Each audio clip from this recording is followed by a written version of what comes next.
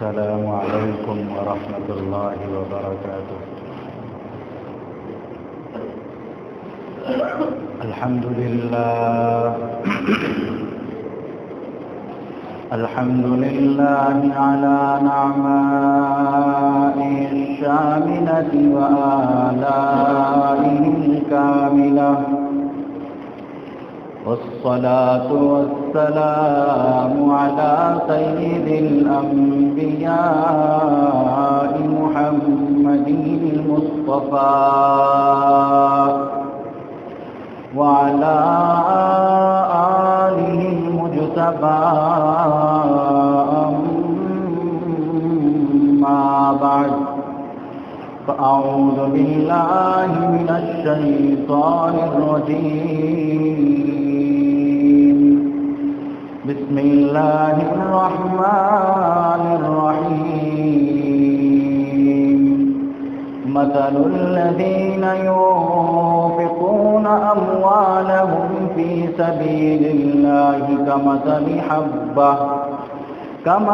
حبة أنبتت 7 سنابل في كل سنبلة 100 حبة، والله يضاعف لمن يشاء.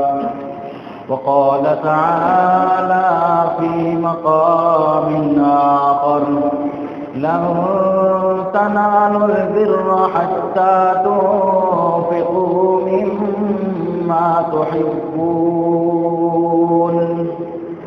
وقال النبي صلى الله عليه وسلم: من بنى مسجدا بنى الله له بيتا في الجنة، أو كما قال عليه الصلاة والسلام. رب اشرح لي صدري ويسر لي أمري واحلل عقدة من لساني يفقهوا قولي. اللهم صل على سيدنا مولانا محمد في أول كلامنا. اللهم صل على سيدنا مولانا محمد في أوسط كلامنا. اللهم صل على سيدنا مولانا محمد في آخر كلامنا. حمد و ثنا خالق کائنات رب دو جہاں کے لیے،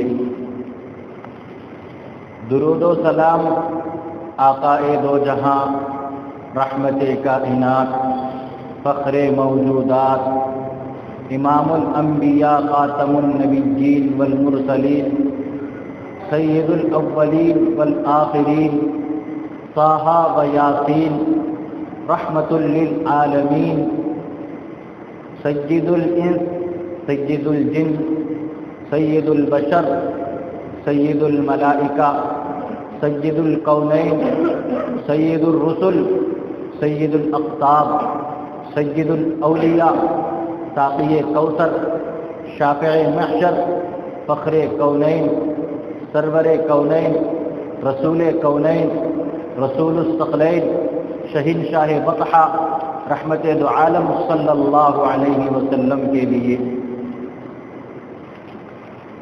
میرے واجب الاحترام ملت کے غیور نوجوان بھائیوں، عزیز دوستوں، پیارے بچوں، میں نے خطبہ معصورہ کے اندر قرآن کریم کی چند آیات مبارکہ اور ایک حدیث پاک کا سہارا لیا ہے. انشاءاللہ انہی آیات اور حدیث کے ذیل کی کچھ باتیں عرض کرنے کی کوشش کروں گا. دعا فرمائیں کہ اللہ رب العزت اپنی رضا کی باتیں اور ان آیات اور حدیث کا صحیح مفہوم آپ کے سامنے پیش کرنے کی توفیق عطا فرمائے اور اس پر ہم سب کو عمل پیرا ہونے کی بھی توفیق بخشے۔ گرامی قدر سامعین، مال اللہ تبارک و تعالی نے دنیا کے اندر ایک فتنے کا سامان بنایا، جہاں مال سے انسانی ضروریات پوری ہوتی ہیں، وہیں پر مال ہی سے ایک انسان کی زندگی تباہ بھی ہو سکتی ہے۔ بڑی ذمہ داری سے کہہ رہا ہوں، غور سے سنیے گا۔ اگر مال نہ ہو انسان کے پاس تو کفر میں مبتلا ہو سکتا ہے۔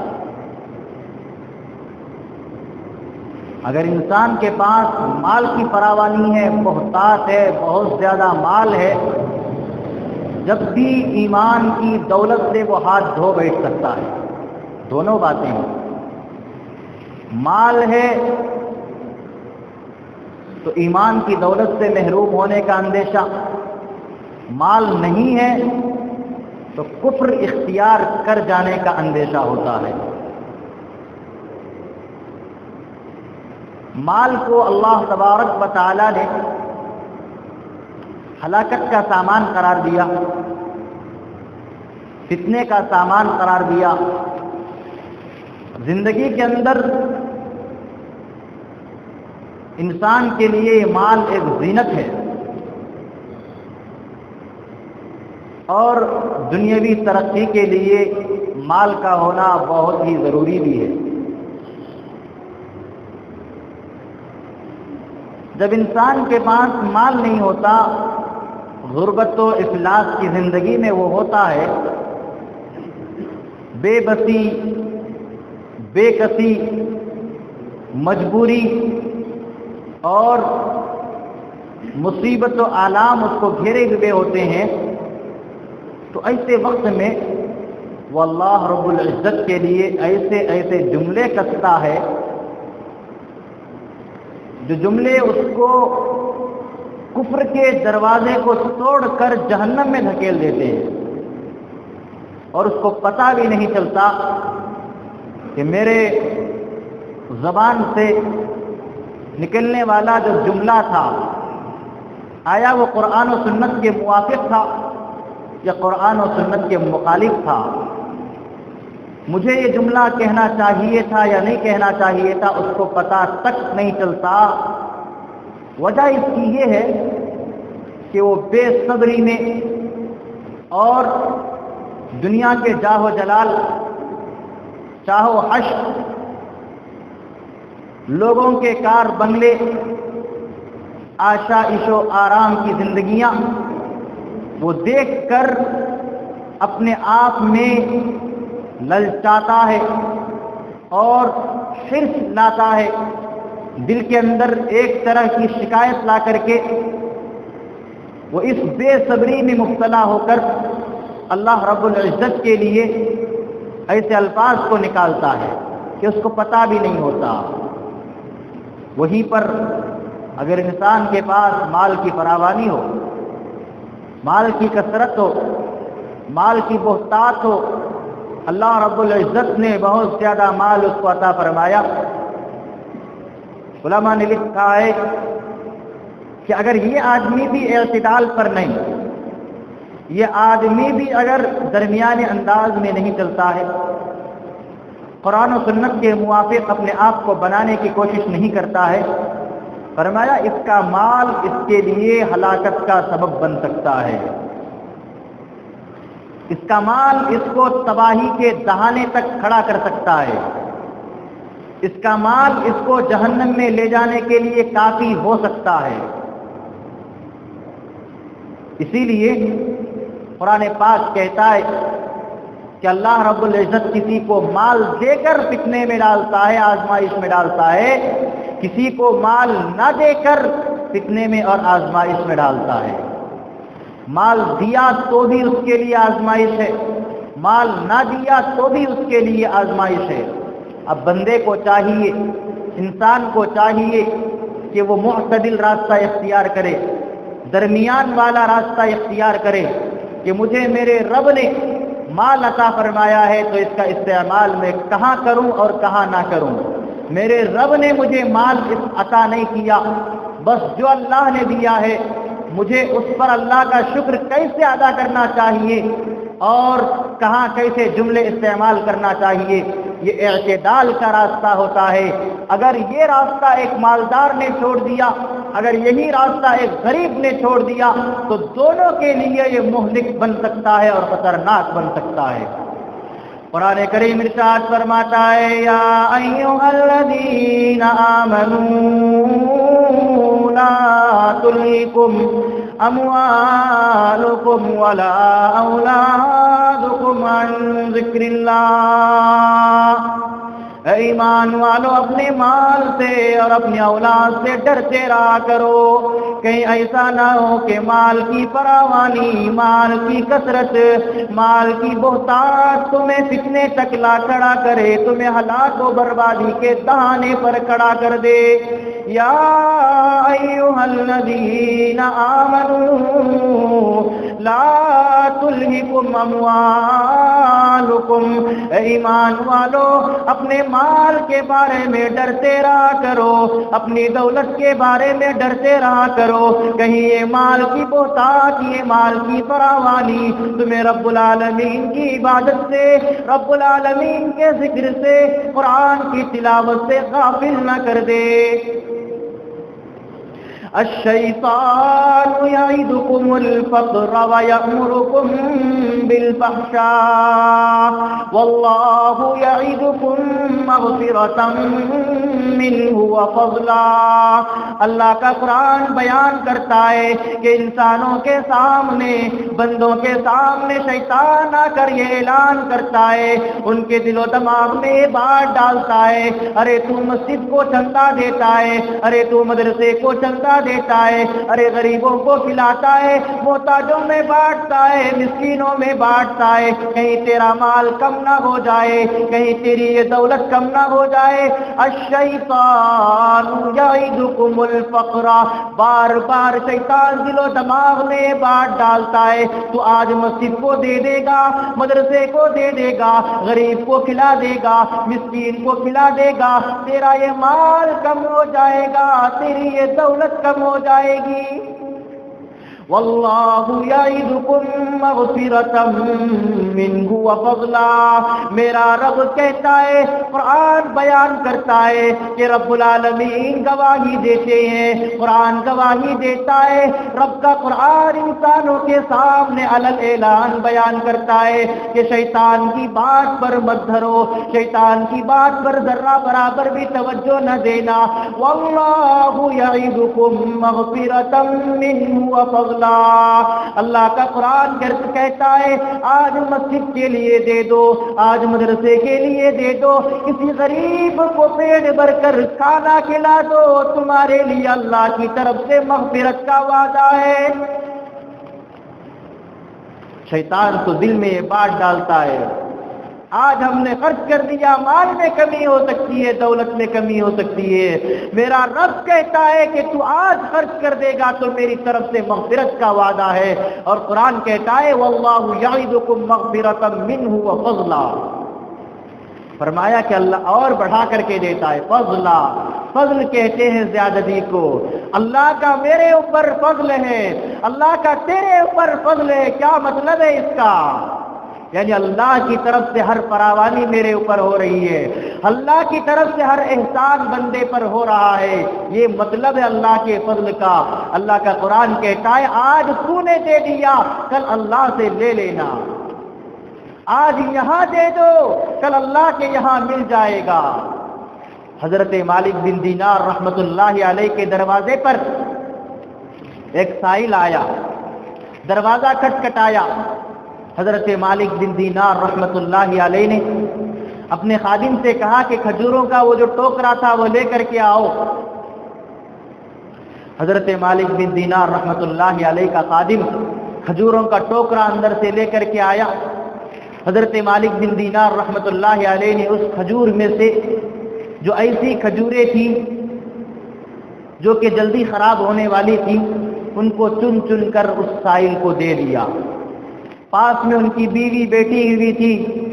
بیوی نے کہا ہائے افسوس، کیا ایسے بھی اللہ کے ولی ہوتے ہیں کہ جو خراب ہونے والی کھجوریں تھی وہ تو اللہ کے یہاں بھیج دیا، جو ضائع ہونے والی، نقصان ہونے والی اور جس کی کوئی قیمت نہیں ملے گی، جو کہ کچرے کے ڈبے میں ڈال دیا جائے گا، ایسے کھجور کو اپنے محبوب کے لیے، اپنے آقا کے لیے، اپنے بادشاہ کے لیے آپ نے بھیج دیا.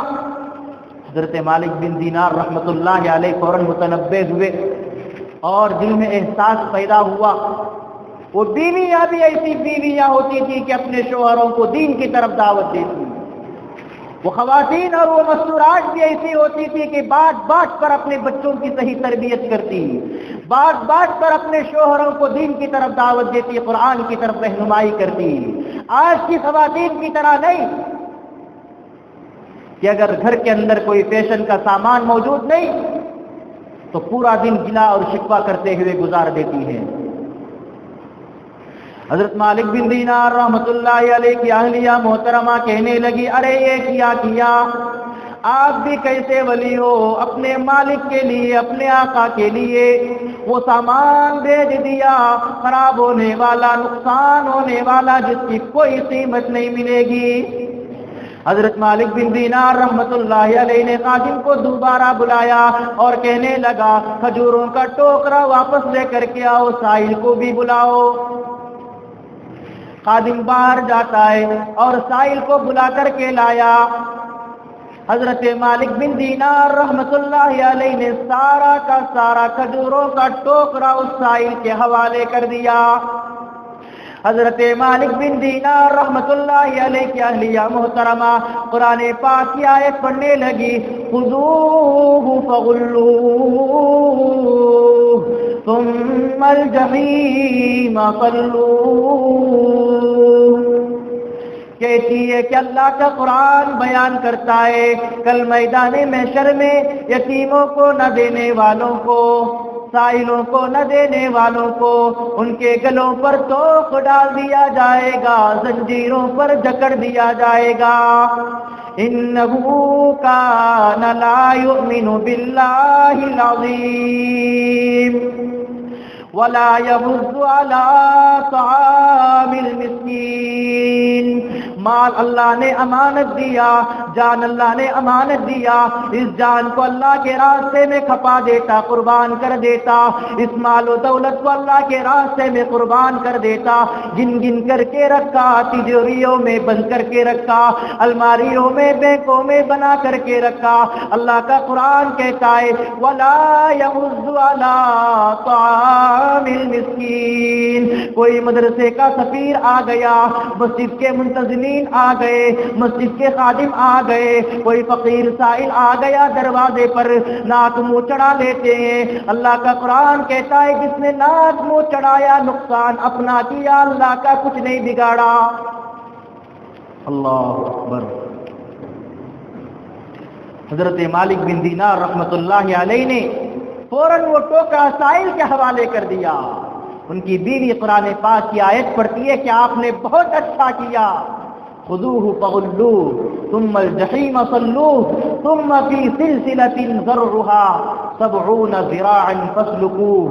کہ ایسے لوگوں کو جو مالوں کو چن چن کر کے رکھتے ہیں، گن گن کر کے رکھتے ہیں، جن کا آخرت پر ایمان نہیں، میدان محشر پر ایمان نہیں، اور جو یتیموں کو نہیں دیتے، غریبوں کو نہیں دیتے، مسکینوں کو نہیں دیتے، مدارس کے یتیم طلباء کو نہیں دیتے، نہیں کھلاتے، مسجد کی تعمیر میں حصہ نہیں لیتے.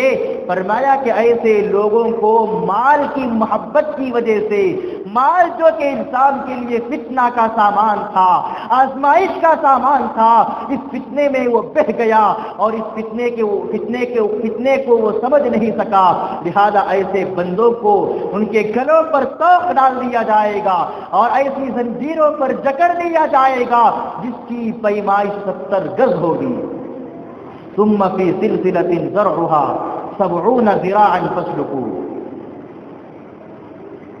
تو معلوم یہ ہوا کہ مال یہ اللہ کا دیا ہوا ہے، اس کا استعمال صحیح ہونا چاہیے۔ اگر اس کا استعمال ہم غلط کر رہے ہیں تو اس پر بھی اللہ تبارک و تعالی ہماری پکڑ فرمائیں گے، اور اللہ کی پکڑ بڑی سخت ہوتی ہے، اس سے کوئی بچا نہیں سکتا، کوئی نہیں بچا سکتا۔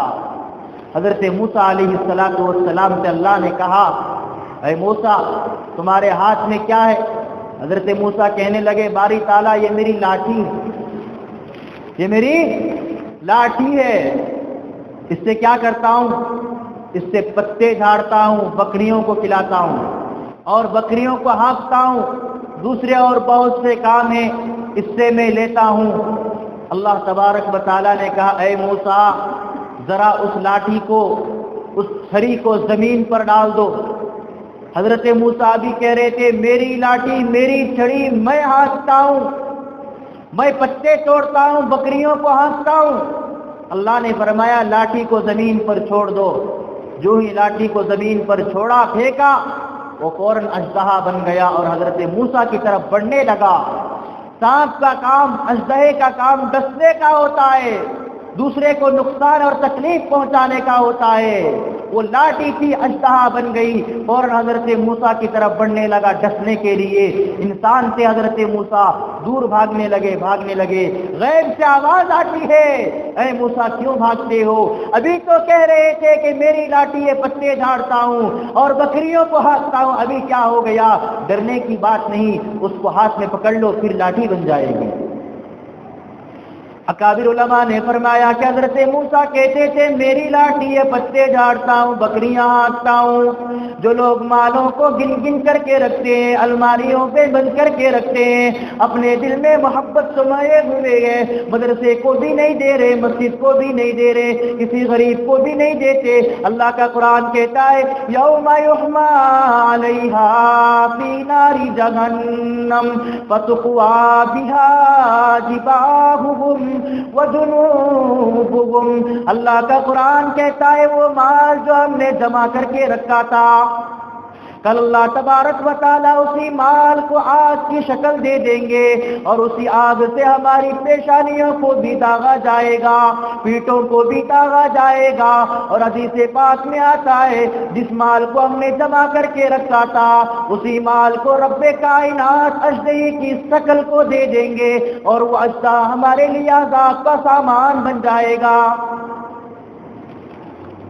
جو اللہ ایک لاٹھی کو اژدہا بنانے پر قادر ہے، وہ مال کو اژدہا نہیں بنا سکتا، ضرور بنا سکتا ہے۔ حدیث پاک میں آتا ہے کہ مال کی محبت کے چکر میں ہم جو ناک منہ چڑھا لیا کرتے تھے، پیشانی پر بل آ جایا کرتا تھا، فرمایا کہ اسی مال کو کل میدان محشر میں اژدہے کی شکل دے دیا جائے گا اور وہ اژدہا ہمیں ڈسنے کے لیے آئے گا۔ بعض روایات میں یوں آتا ہے کہ بخیل اور کنجوس آدمی کے لیے یہ عذاب کی شکل اس کے قبر سے ہی شروع ہو جائے گی کہ اس کا مال اژدہا بن کر اس کو قبر میں ہی ڈسے گا۔ اسی لیے ہمارے مفسرین کرام فرماتے ہیں کہ مال و متاع یہ سارا کا سارا اللہ کے لیے ہے اور اللہ کے راستے میں خرچ کرنے کے لیے ہے۔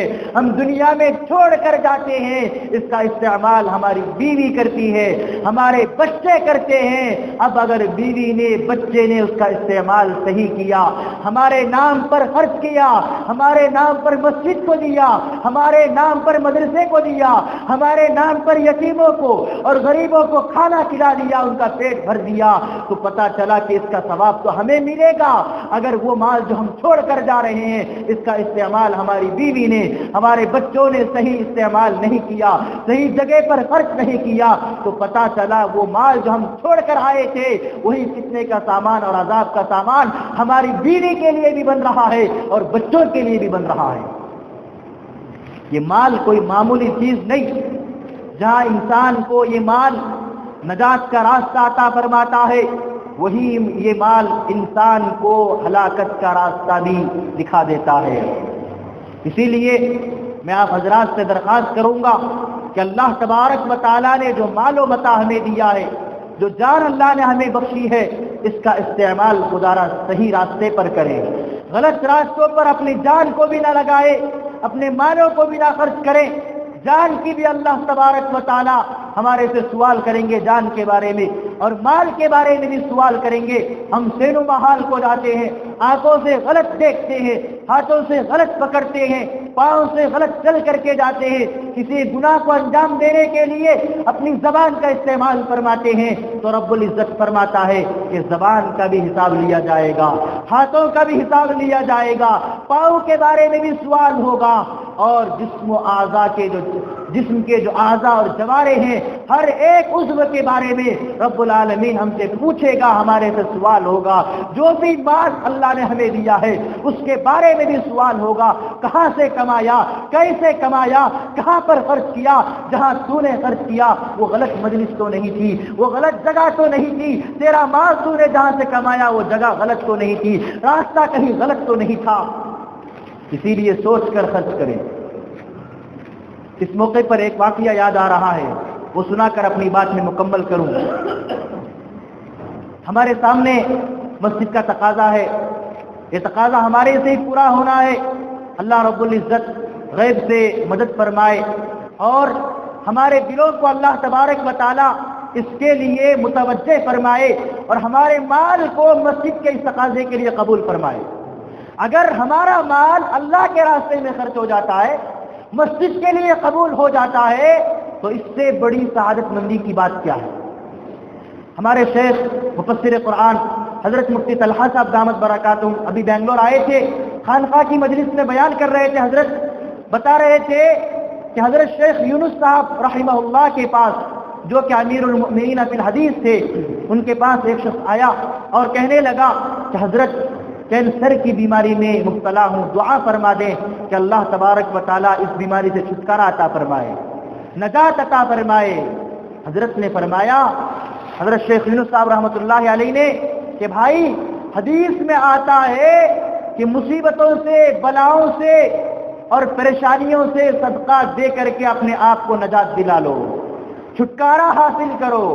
تو اس کا یہ مطلب نہیں کینسر کی بیماری ہے، ٹی بی کی بیماری ہے، ایسا مرض ہے جس میں کروڑوں کے پیسے خرچ ہوں گے، لاکھوں کے پیسے خرچ ہوں گے، جیب سے مسجد کو چندہ کتنا دے رہا ہے، مدرسے کو کتنا دے رہا ہے، کسی غریب کو کتنا دے رہا ہے، ہاسپٹل میں جائے گا اس بیماری کے لیے 3 لاکھ خرچ ہوں گے، مسجد کو دے رہا ہے 30 روپے۔ کتنا؟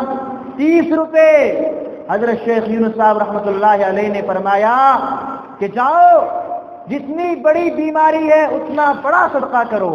3 لاکھ کا خرچہ اگر ہاسپٹل میں آتا ہے تو جاؤ آج ہی کسی مسجد کے لیے یا کسی مدرسے کے لیے 2 لاکھ صدقہ کرو، انشاءاللہ اس کے بعد تم جا کے چیک اپ کرانا اور وہ تمہاری بیماری ختم ہو جائے گی۔ حضرت مفتی طلحہ صاحب دامت برکاتہم کہہ رہے تھے کہ اس کے بعد وہ بندہ گیا، ایک بار ہی تو ادا نہیں کر سکا، لیکن پہلی بار میں آدھی رقم اس نے صدقہ کیا، پھر 15 اور 20 دن کے بعد جب کہیں سے پیسے آئے پھر آدھی رقم اس نے صدقہ کیا، 1 مہینے کے بعد جا کے ہاسپٹل میں چیک اپ کرایا تو اللہ کی قدرت دیکھیے میرے دوستو، اللہ کے نبی کی بات ہے، بڑی ذمہ داری سے کہہ رہا ہوں، یہ کوئی ہاک اور قصہ کہانی نہیں ہے، اللہ کے نبی کی حدیث ہے کہ مصیبتوں سے صدقہ کر کے چھٹکارا پاؤ۔ جب اللہ کے نبی نے کہہ دیا تو کہہ دیا، یہ آسمان اپنی جگہ سے ٹل جائے وہ مان سکتا ہوں، زمین اپنی جگہ سے ہل جائے مان سکتا ہوں، یہ ستارے سیارے اپنی جگہ سے گر کر پڑ جائے یہ مان سکتا ہوں، یہ دنیا درہم برہم ہو کر رہ جائے گی اور آج ہی ہو جائے، ابھی آن فآن ہو جائے مان سکتا ہوں، لیکن آمینہ کے لال کی زبان سے جو کلمات نکلے، جو بات نکلی وہ کبھی جھوٹا ہو جائے ایسا کبھی نہیں ہو سکتا۔ اللہ کے رسول نے فرمایا کہ صدقہ دو، مصیبتوں سے نجات پاؤ گے، بیماریوں سے نجات پاؤ گے، پریشانیوں سے نجات پاؤ گے۔ لکھا ہے کہ اس بندے نے دوسری آدھی رقم پھر صدقہ کیا، 1 مہینے کے بعد جا کر کے وہ چیک اپ کرایا تو اس کی وہ کینسر کی بیماری ختم ہو چکی تھی۔ اللہ اکبر، صدقے کے برکات ہیں۔ آپ نفلی صدقہ ایصال ثواب کے نام سے مسجد کے تقاضے کے لیے حصہ لیجیے. جتنی بڑی پریشانی ہے، جتنی بڑی بیماری ہے، جتنی بڑی مصیبت ہے، اسی حساب سے آپ اتنا پیسہ مسجد کو لگائے، اتنا پیسہ مدرسے کو لگائے. انشاءاللہ منبر رسول پر بیٹھ کر کہہ رہا ہوں، خدا کی ذات سے قوی امید رکھیے، اللہ کی قدرت پر یقین رکھیے، انشاءاللہ آپ کی وہ مصیبت ختم ہو جائے گی، دور ہو جائے گی. ایسا موقع بار بار نہیں آتا. ہارون رشید اپنی اہلیہ محترمہ زبیدہ کے ساتھ اپنے باغات اور محلات کا سیر کر رہا تھا. راستے میں جاتے ہوئے دیکھا کہ حضرت بہلول دانا رحمت اللہ علیہ ریت پر بالو پر کچھ کھیل رہے ہیں. جس طرح چھوٹے چھوٹے بچے ہوتے ہیں نا، وہ مٹی پر بالو پر گھر بناتے ہیں، چھوٹے چھوٹے گھر اور کھلونے بناتے ہیں. اسی طرح بہلول دانا مجذوب قسم کے آدمی تھے. مجذوب کہتے ہیں جو اللہ کی یاد میں مستغرق ہو جائے، جس کو دین دنیا کا کچھ پتہ نہ چلے، بس وہ اللہ کی یاد میں ہر ہمیشہ غرق رہے، ایسے آدمی کو مجذوب کہا جاتا ہے. بہلول دانا رحمت اللہ علیہ اللہ کے بڑے ولی اور مجذوب آدمی تھے. ریت پر کچھ کھیل رہے ہیں. حضرت ہارون رشید کا گزر ہوا آگے آگے. حضرت ہارون رشید نے پوچھا، بہلول دانا کیا کرتے ہو؟ کہنے لگے کہ جنت میں گھر بنا رہا ہوں. کیا کہا؟ جنت میں گھر بنا رہا ہوں. حضرت ہارون رشید سوچنے لگے مجذوب قسم کے آدمی ہیں، کچھ سے کچھ کرتے رہتے ہیں، یہ پوچھ کر آگے بڑھ گئے. پیچھے زبیدہ آ رہی تھی جو ان کی اہلیہ محترمہ تھی ہارون رشید کی. انہوں نے بھی پوچھا کہ بہلول کیا کر رہے ہو؟ کہنے لگے کہ جنت میں گھر بنا رہا ہوں. تو حضرت زبیدہ کہنے لگی کہ کیا وہ جنت میں گھر بیچو گے؟ تو بہلول دانا نے کہا ہاں بیچوں گا. حضرت زبیدہ نے پوچھ لیا کہ کتنے درہم میں بیچو گے؟ انہوں نے بتایا کہ اتنے درہم میں. حضرت زبیدہ نے پرس سے اتنے دینار اور درہم نکال کر کے دے دیے.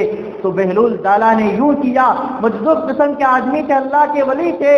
اللہ تبارک و تعالیٰ کبھی کبھی اپنے ولیوں کے اور اپنے دوستوں کی زبان سے نکلے ہوئے جملوں کو پورا کر کے دکھاتے ہیں، عبرت کے لیے، نمونے کے لیے.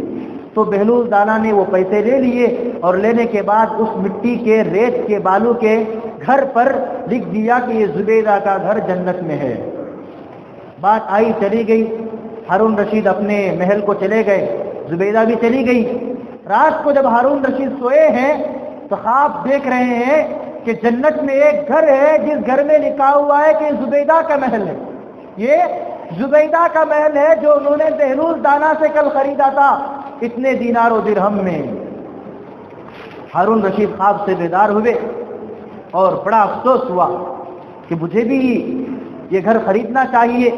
اور واقعہ یوں لکھا ہے کہ ہارون رشید اس گھر میں داخل ہونا چاہتے تھے تو ان کو روک دیا گیا کہ یہ جنت میں واقعتاً یقینی طور پر زبیدہ کا محل ہے اور ہوگا، تم کو اس میں داخل ہونے کی اجازت نہیں، ان کی اجازت کے بغیر. تو ہارون رشید صبح اٹھے اور بہلول دانا کے پاس گئے. پھر اسی طرح وہ مٹی میں بالو میں گھر بنا رہے ہیں. پوچھا کیا کر رہے ہو؟ کہہ رہے ہیں کہ جنت میں گھر بنا رہا ہوں. ہارون رشید نے کہا کتنے درہم میں بیچو گے؟ تو اس وقت بہلول دانا نے فرمایا کہ پوری دنیا کی جو سلطنت اور حکومت ہے اس کے بدلے میں بیچوں گا. ہارون رشید کہنے لگے کہ کل تو تم اتنے بہت ہی کم دینار میں فروخت کر دیے تھے اور آج اتنی قیمت مانگتے ہو. کہنے لگے وہ کل کا دن تھا، یہ آج کا دن ہے. جب وقت تھا تو جب لے لینا تھا، آج وہ وقت چلا گیا اور تمہارے ہاتھ سے موقع نکل گیا. تو میرے دوستو، یہ واقعہ ہمارے لیے بڑی عبرت اور سبق لینے والا واقعہ ہے کہ آج موقع ہے، مسجد کا تقاضا ہے. اپنے مصیبتوں سے چھٹکارا پاؤ، اپنے پریشانیوں سے چھٹکارا پاؤ. مسجد کے اس تقاضے میں حصہ لے کر اللہ تبارک و تعالی ہمیں اپنے جان و مال کو صحیح جگہوں پر استعمال کرنے کی، صرف کرنے کی توفیق عطا فرمائے. آمین ثم آمین. وآخر دعوانا الحمدللہ.